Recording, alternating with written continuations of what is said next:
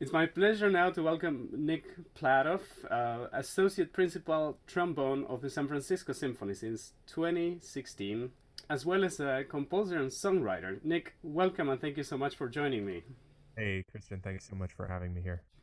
So, I have so many questions for you, and I'm going to start just by the simplest one, asking you how your musical path started. I imagine as a child, but did you begin on the trombone? Did you start with something else? How did it all start for you?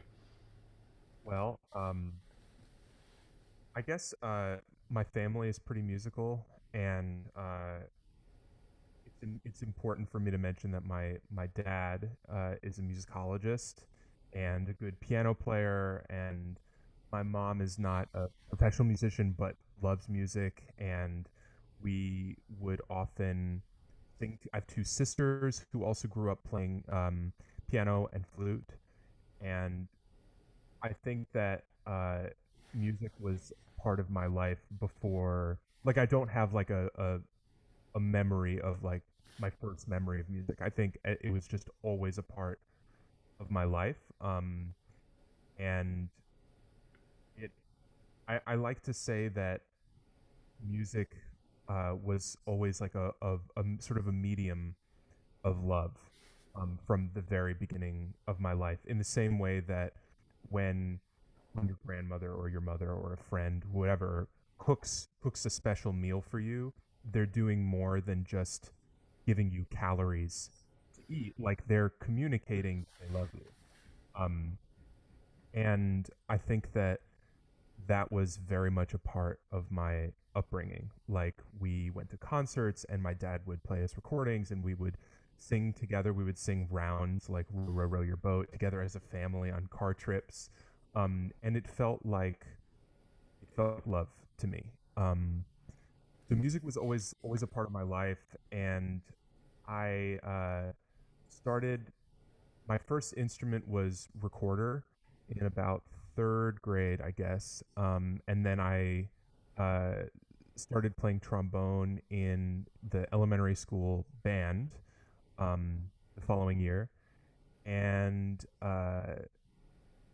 yeah, I just loved trombone. It seemed to fit my personality well.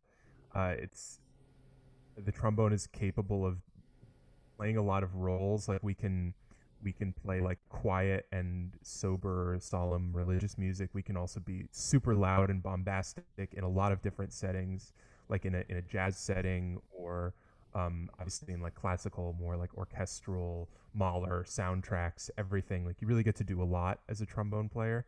You can play really loud as well, which is something I like. I've always had a loud voice, and anyway, I think it's like something of a chicken or the egg. Like, am I as a person sort of similar to a trombonist because I play trombone, or did that lead me, or is it both? And but anyway, I started playing trombone in fourth grade, and it was something that I did, I would say, um, as in like not really like my primary identity, like I'm a musician, until I was about 16.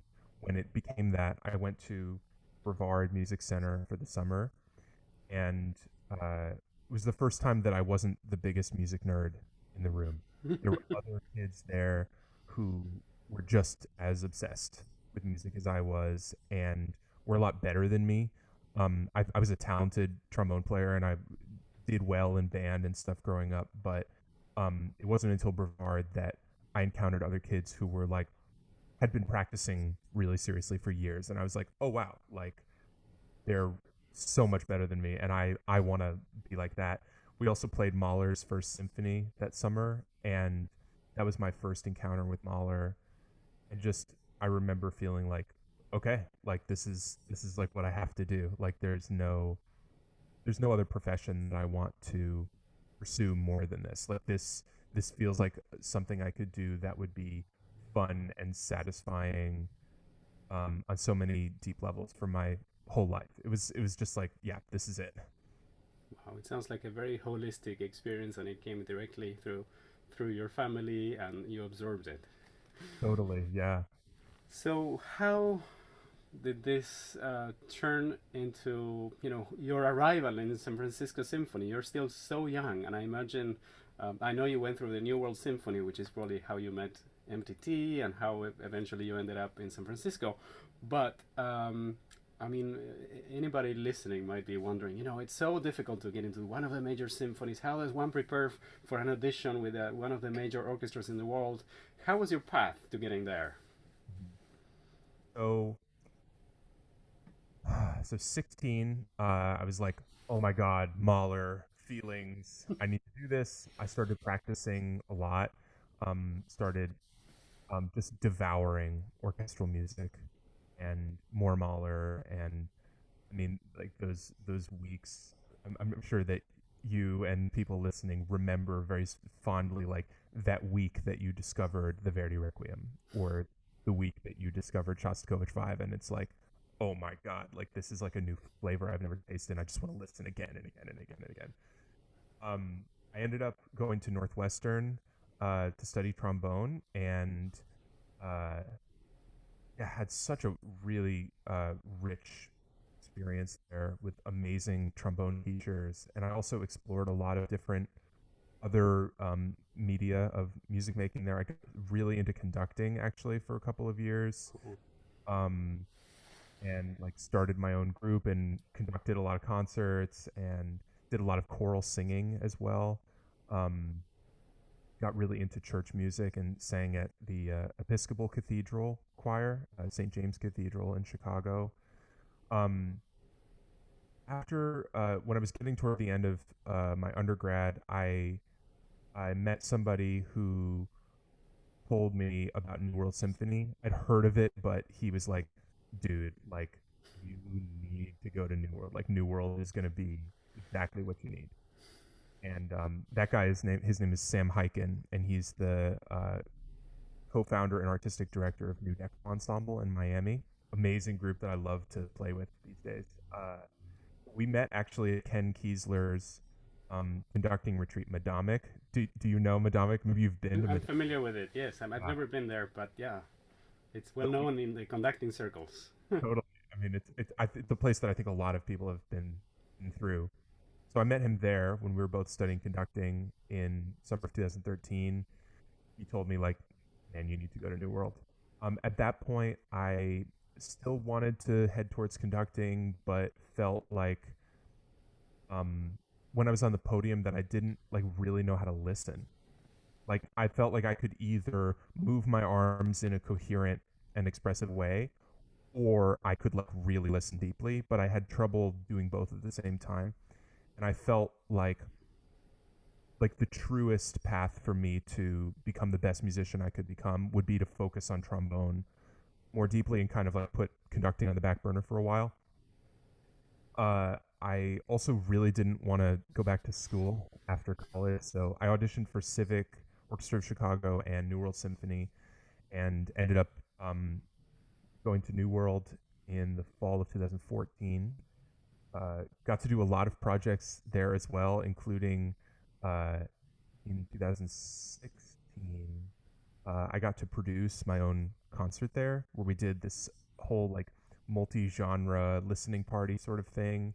Um, for all of the college age students listening to this right now, I really can't recommend New World Symphony highly enough. Would recommend that you apply. Just an amazing launch pad uh, where there's an amazing staff with just a buffet of resources that they offer to you. Like you get to study with some of the best orchestral musicians in the world. Like for trombone players, I got to work with while I was there Ian Bousfield, Joe Alessi, Toby Oft, Tim Higgins, uh, Koichiro Yamamoto, Michael Mulcahy, who was my teacher at Northwestern. I mean, studied with Tim as well. These are soloist principal players from all the best orchestras in the world. Yeah, yeah, it's insane. And you don't just get lessons with them; you have dinner with them and have a beer with them and get to know them as people. And it's you're also playing concerts every week, and they encourage you to go take auditions. Like it's like part of the curriculum there. It's like they want to help you launch your career. So while I was there, I got to do a lot of fun projects, learned how to sort of started uh, my relationship with teaching, had my first private students there, uh, had a lot of great um, fun times. Some of my best friends I met at New World, and took a couple of auditions that didn't work out, and then thankfully um, in February and then in April of 2016 was fortunate to win my position with San Francisco Symphony, which uh, totally changed my life. I Um, imagine. So it was straight from New York. You didn't audition for any other orchestras in the middle. so it was Northwestern, and then I went to New World after that, and Nice. did take a few other auditions while I was there that I didn't win. And that kind of prepared you for that brutal regime of going in front of a committee and playing and getting ready for it. And then you arrived in San Francisco having experienced that a little bit. Yeah, And you still arrived probably as still one of the youngest players in the orchestra. I mean, there are some young players. I remember when I was working assisting MTT, there was a very young trumpet player that had arrived. And this mhm, was in a couple of years before you arrived, I think, 2014. Um, but when you arrived, you still must have been one of the youngest members of the orchestra. yeah, yeah. I think I was the youngest for just my first year, and then I guess it was the year after that that Daniel Hawkins, our horn player, our assistant utility horn player, got his job, and he's younger than me. And now, of course, we've got rock star Aaron Schumann. I mean, obviously, like Daniel Hawkins is a ridiculous rock star too. I mean, and like to not say so would just be missing some. I mean, the whole orchestra is full of rock stars, but I Yeah, think Aaron is the youngest now. He's probably 24 or 25. Our associate principal trumpet player. very cool. So, of all these years, I imagine playing with these incredible musicians and conductors and guest soloists, what are some of your fondest memories? Anything you can recall? Playing this one piece during tour or whatever it is that comes to mind. Yeah. Oh, there's a lot. Um, I think one of my fondest memories recently was so our principal trombone player Tim Higgins, his wife had a baby almost a year ago in February of 2020, and so he was just starting his paternity leave as we were getting ready to go on this European tour for Michael's last season with the orchestra, and we were doing Mahler 6 and Mahler 9 and Complete Firebird, and he has a brass piece called Street Song. And so because Tim was on leave, I was playing principal on all of that stuff. And of course, the tour didn't end up happening. This was like right when the lockdown began, but those were some really special concerts. Like, I mean, San Francisco Symphony is like it's like a band that's tuned for Mahler after all these amazing Mahler years with Michael, and to get to play first trombone on like Mahler 6 and Mahler 9 was just so special. But the other interesting thing is like that I feel like that's the very predictable answer for like an orchestral trombonist to say like Mahler was like my favorite thing, and it is one of my favorite things. But I mean, other highlights have included like my first season we played the soundtrack to Singin' in the Rain, Wow. which is not something that you would expect to love so much when you're like a college trombone player, like trying to get an orchestra job. But I was playing next to our principal trumpet player, Mark Inouye, who is like a ferocious jazz musician and lead trumpet player, in addition to his like ferocious classical chops. And Incredible. such a fun. Sorry, what'd you say? I just said it's incredible. Yeah. He's so versatile. He's unbelievable. So playing "Singing in the Rain," which is like it's like a big band book. Like I mean, it's like screaming up high, and it's so much fun. I would say other highlights. We got to do a concert with Common, the rapper, a couple of years ago, and that was like total dream come true.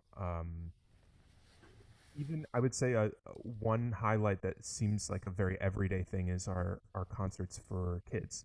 We play concerts for the San Francisco Unified School District many times a year, and it's such a different vibe from playing for our hall holds like almost 3,000 people. And most of the time we're playing for like very well behaved adults wearing formal clothing who clap at the right time, and that's great and I love doing that. And also it's so much fun to play for a bunch of 6-year-olds who are hearing an orchestra for the first time, who don't have this like long relationship with music. And so, getting to play sometimes like we'll do instrument demos. Like the conductor will ask, like, I mean sure you've conducted kids concerts before, like you're saying like, can you show us what the trumpet sounds like? Can you show us what the tuba sounds like? And love to play like, like the Imperial March from Star Wars is my demo, and the kids just go nuts for that. And I mean that's like a total highlight of my life in the orchestra. Wow. So now I have a very specific question for you as a brass player. What are some of your main considerations to blend with your colleagues in terms of how do you create a cohesive sound within the brass section? Mm. Well, I have to say that probably like the best way to create a cohesive sound in a brass section is to be playing with just amazing musicians who are all listening really carefully. Um, which and I'm thankful that like my colleagues in the brass section are just unbelievable musicians. Um, I think listening is the most important thing. It's something I think about a lot and work on with my students a lot.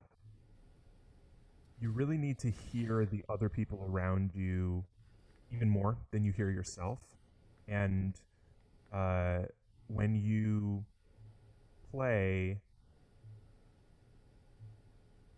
when it's going really well, it's like intonation and ensemble and tone blend is something that I almost feel more than I hear specifically, because I think there's a way of listening where you can hear something and then it's almost like an analytical calculating sort of like, oh, I am flat, so I will like pull my slide in a little bit to adjust my intonation. But when it's going really well, it's more of like a groove, like a visceral, like you just kind of know in your body that you're together. And I think that that comes from, for me, getting out of my head, um, and not thinking about how I sound, but just purely listening to like trumpet or like matching style and articulation, and of course pitch and dynamic, and just listening to like either Mark or Aaron's like kind of like leadership on top and like following the direction that they're going. um I think of like the first trumpet player, or really just like the highest, like soprano voice and whatever is happening, as kind of like the steering wheel. um and so it's like, where if Mark or Aaron, or if I'm playing first trombone and the trumpets aren't playing, then and I'm sort of the steering wheel, you want to like listen to like the direction they're moving in a phrase, or listen to like the articulation or note length that they're choosing. um if there's like a hairpin on a fermata or something, you got to listen to like where they put the highest dynamic and sort of just follow them.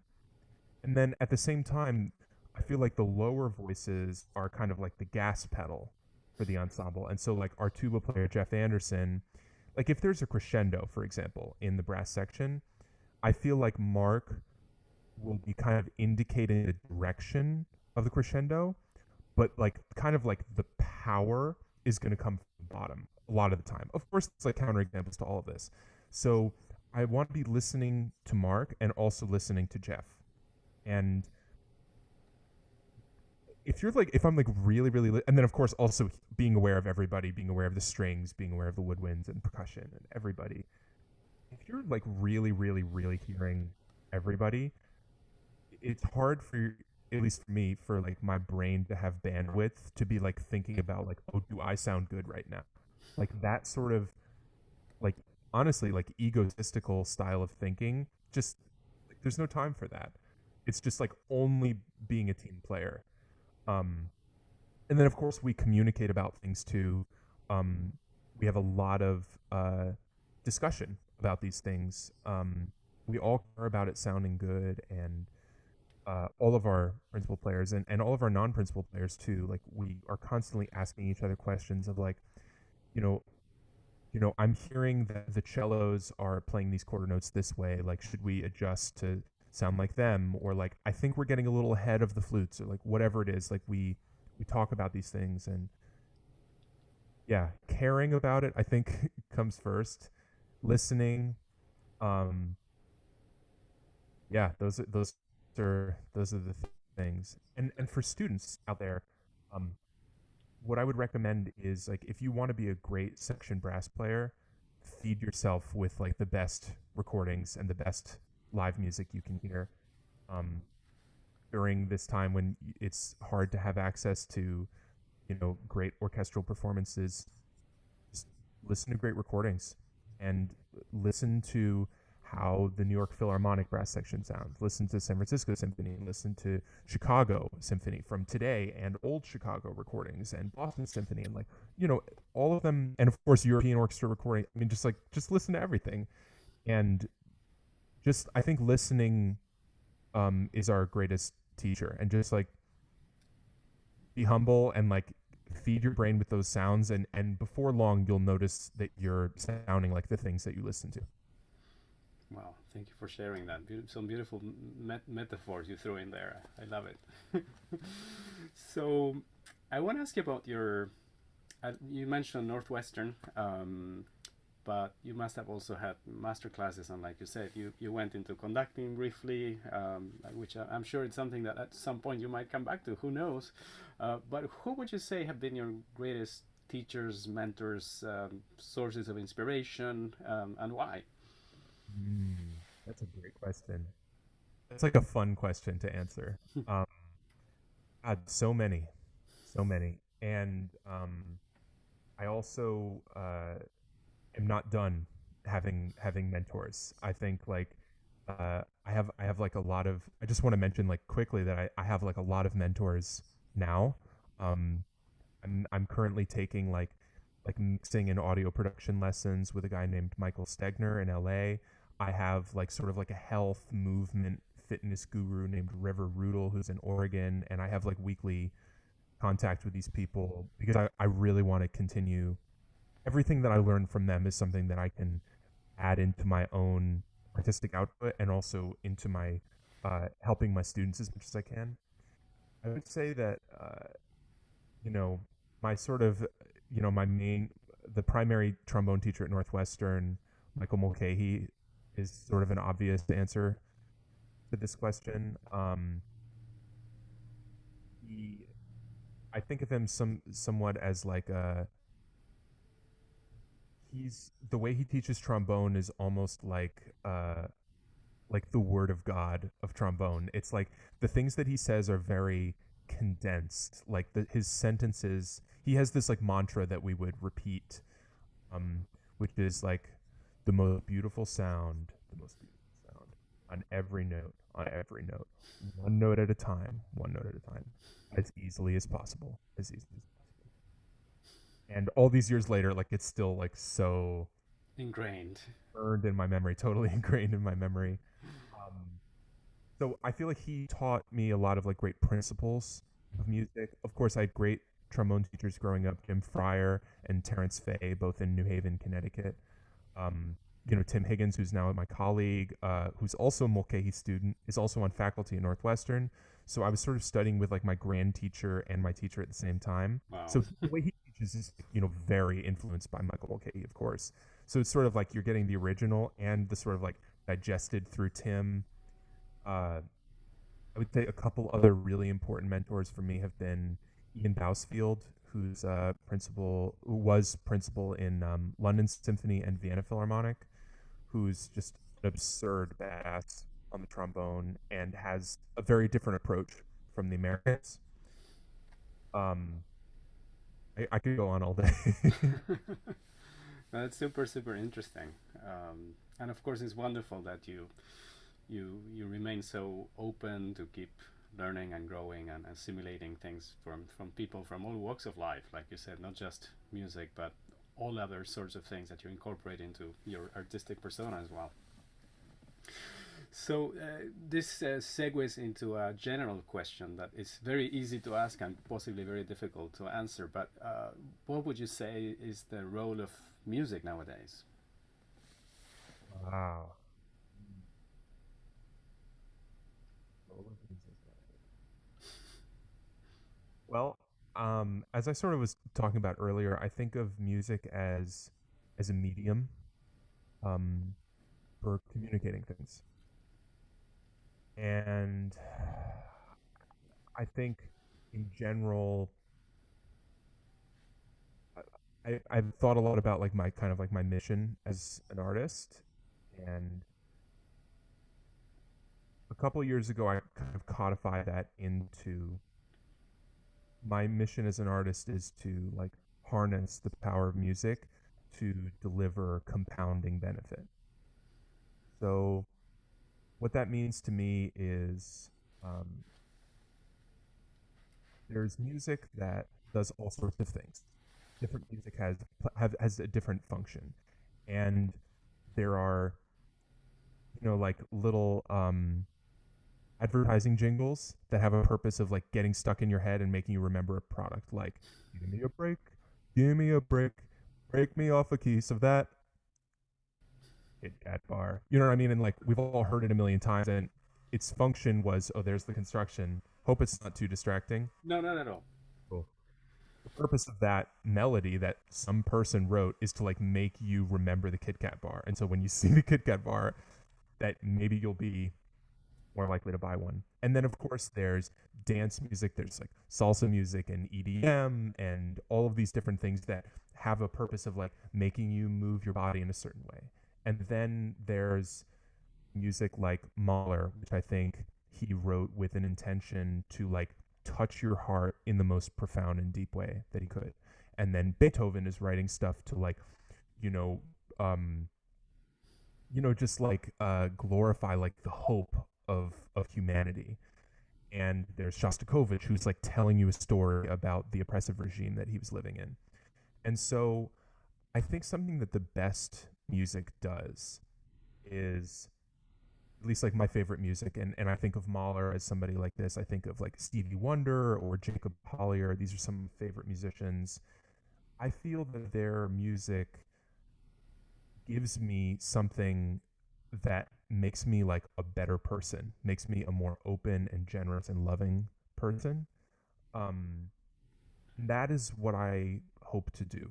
That is like what I understand this is like a super high goal to aspire to, um, which means that it's the perfect thing to aspire to. I hope that when I play for you and when I play for anybody, when I write music, when I'm teaching, that music is something that in a very sacred way, you walk away feeling nourished and ready to like do something generous for the people around you. Um, that it more than entertains, it like feeds you in like a very I think of this as like a very like a holy thing.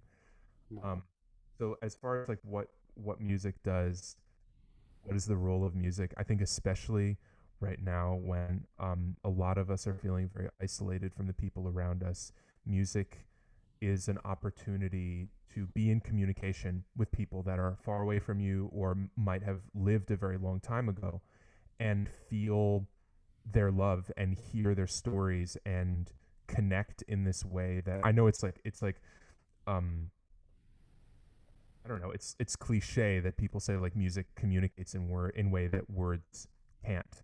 But the reality is like I can't talk to Mahler, you know? Mahler died a long time ago, and the best way that I know to get a feeling of what he was going through and to hear what he wanted me to hear is to listen to his music and also to play his music.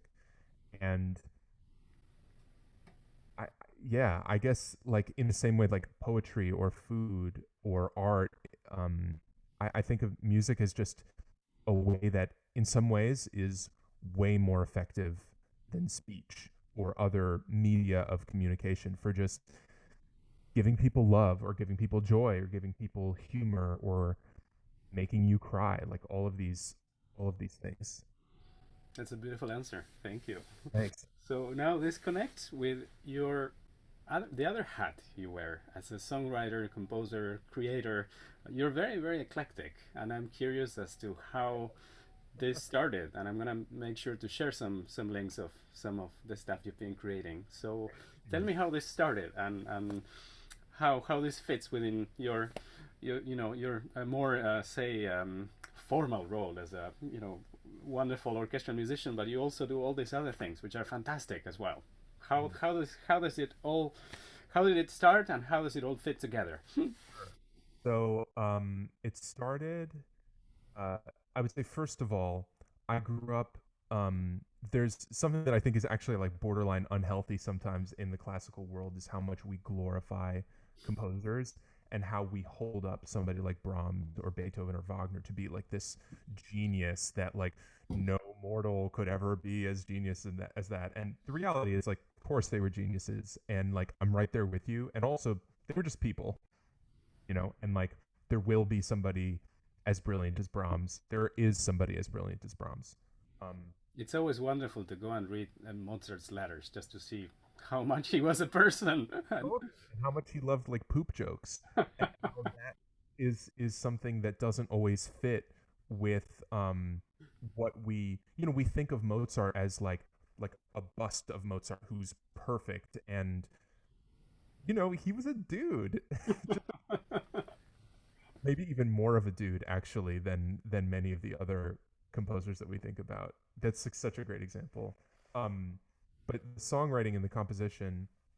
So in the fall of 2016, moved to San Francisco to start my job, and I was in a long distance relationship, which ended up ending in November of that year.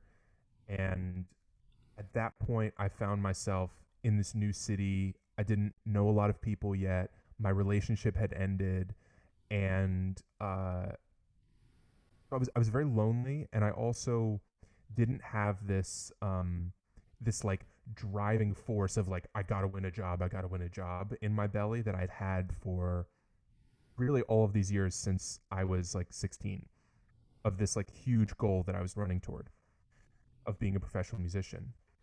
And so I had this like void in my life of what am I gonna do now? Like what now?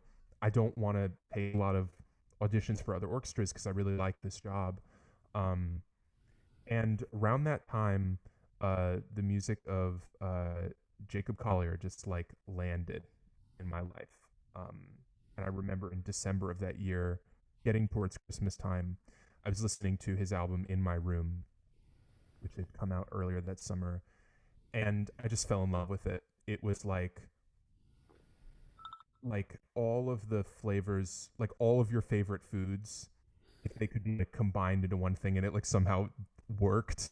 That was what Jacob Collier was to me. Like I'm a total harmony nerd, and like I love chords and I love grooves and I love the kind of like sacred nature of music. And here's this kid who's younger than me and making all this music completely by himself with a computer and a room full of instruments.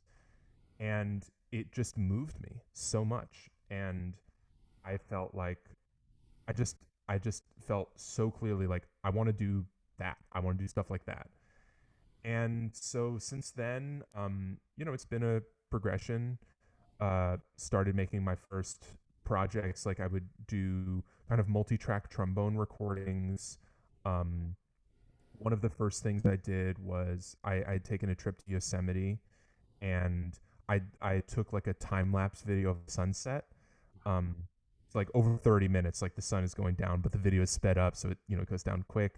And I wrote some music that sounded sort of sunsetish to me, and recorded like 9 trombone parts, and that's on my YouTube channel, like one of my earliest projects. If anybody feels like taking a listen, and I got a loop station, and started doing performances like that, which is really fun as a trombone player, like to be your own band where you can be your own rhythm section, your own bass player, and improvise solos. And um, yeah, over time, just I have started doing just like as many projects as like whatever sounds fun and whatever I have an opportunity to do, with looping or sort of like multi-tracked recordings.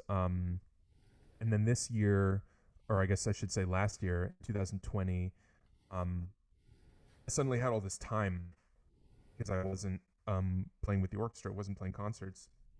So I did a songwriting challenge in April of 2020. Um, there's this beautiful website called songadayforamonth.com where you just, it's a community of people who are all holding themselves to this challenge of uploading a recording of a new song every single day. And I had all this time. So I just like threw myself into that and had so much fun. It was um, incredibly worthwhile.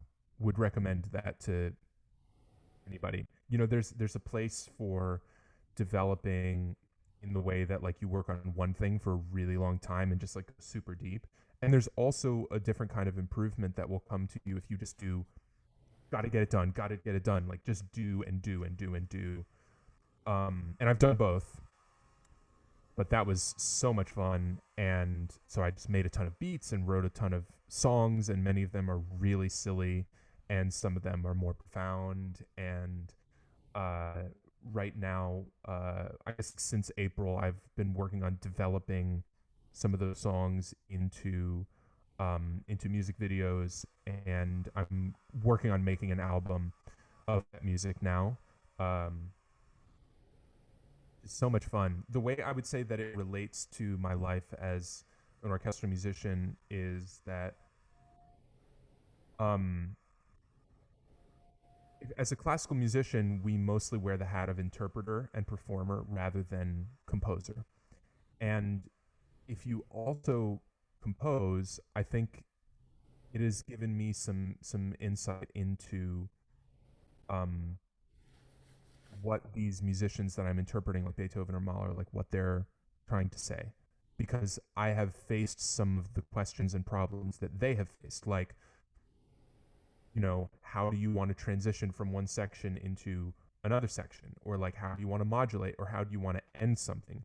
And so I view the music differently now, and I think like, oh, like that's a clever solution. It's just a different lens of seeing music that I wasn't really didn't really have in my tool belt for when I like wasn't writing my own music. um I wonder if you know, since you made a little pause, I wonder if you are familiar, if you know Jose Granero, principal clarinet of the San Francisco Opera. no, I don't know him. Oh, you should meet this guy. He's a great friend, wonderful musician, incredible clarinet player, and also a wonderful composer. I remember um, he was the soloist with us when we toured with the UC Davis Symphony in Spain, and he came and he played the Mozart Clarinet Concerto with us in a couple of cities during the tour, and then he started getting busier and busier as a composer as well, and he's doing some beautiful, beautiful things now. So I'll definitely put you in touch with him. I think you guys would really hit it on. So my next question, if I may, was whether you'd also consider writing symphonic music, since you know it all seems to be very organic for you. You know, music, certain kinds of music might have different purposes, different ideas, but you're a bit of a renaissance man.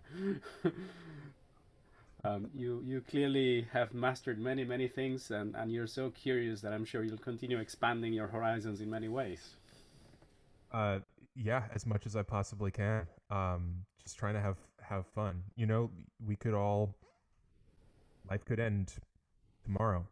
You have no idea what's going to happen. And yeah, I feel very compelled to do as much of like what I like to think of it as like following my heaven's yes, um and not getting stuck in, oh, I should do this because that's what people do, or that's what some people want me to do. The reality is most people don't really care that much about what any of us is doing because they're focused on their own stuff. um I'm definitely interested in writing for orchestra. There are a couple things. There's one piece from April in particular that I am interested in sort of adapting for orchestra. As far as that specifically, one of my favorite composers, of course, is George Gershwin. And the thing that I, one of the things that I love about him is how he has like this amazing wealth of experience of like writing a zillion songs in more of a jazz idiom. And then he also studied with Ravel and like, really knows what he's doing with an orchestra as well, and brings them together and does something that like really only he could do. And that's just some of my favorite music ever. Um, I love hip hop and funk and jazz and church music. I just everything, and I'm interested in. I also love orchestral music, and I'm interested in like bringing things together in a way that hasn't been done by anybody else. I'm interested in writing like really just like the music that only I can write. And I think the more that I focus on that, the better things get. Um, so to answer your question, like, oh my God, yeah, like I can't wait to write music for orchestra, and it's very much on the way. Unfortunately, now is like not the greatest time for orchestras to be playing a lot of music, but it's a good time for me to be writing it because I, you know, don't have my weekly appointments for rehearsals and concerts. So I'm just trying to use this time as well as I can to work on things, and of course have a lot of fun. I'm living with my family, and Wonderful, wonderful. So I look forward to listening and seeing what you come up with. But we are arriving the end of the interview, and you've talked about what you've been doing during the pandemic, and since having all this extra time in your hands also help you develop more in your songwriting experiences and composing more. I was going to ask you to round up the interview about your advice. What would be your advice for young musicians or those who might be struggling during this time? There is probably a lot of mental health concerns about people not being in touch with people, not having a routine, just being stuck at home. So anything that might be helpful for anybody to stay productive and positive, any advice might be nice. sure, yeah. Oh, that's such an important question. Well, some of the things that I've struggled with this year have been, I would say, like the solutions, the things that have like gotten me out of, like we all have those days where we're just not feeling great, and we don't even want to do the things that we know will make us feel better. For me, things that make me feel better are moving my body. Exercising is kind of, it's like a no-brainer for me at this point. And yet there are still times when I'm like, I don't even want to do that. But getting up, going outside, and listening to music, uh, getting some sunshine, um, is so healing for me, and I think probably for others. It's hard to be uh, it's hard to be upset when you are outside and put on something groovy that makes you want to move. You like can't really have a bad time if you're dancing. Um, Exercise outside, drink some water. You might be cranky because you're dehydrated. Go ahead and demo. Anybody watching, now's a good time to drink some water. Um, Now's a good time to let's take a deep breath. Also, like